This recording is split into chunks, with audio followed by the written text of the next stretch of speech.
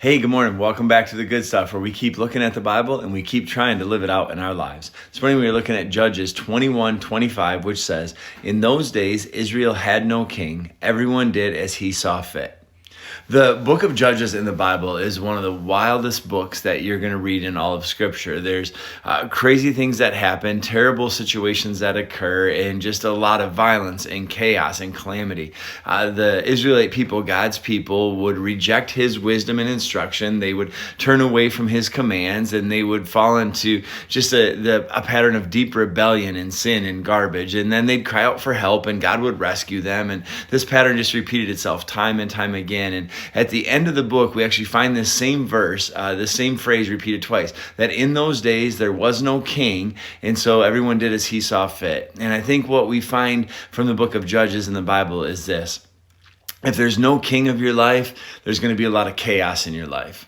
That if there's no one that is leading you, if there's no one that you're letting guide and set direction for your life, you're just going to kind of do what you think you should do, or do what you want to do, or do what you feel like you want to do. And in those cases, chaos almost always breaks out. That if we don't have some direction, if we don't have a center point, if we don't have a cornerstone, then we're going to get caught up in a lot of chaos. And the book of Judges shows us this time and time again. And the writer of Judges is really just pointing this out. Listen, no one was there to direct them. They didn't want to listen to the instruction of the God. And so as a result, this is the chaos and the calamity that took place.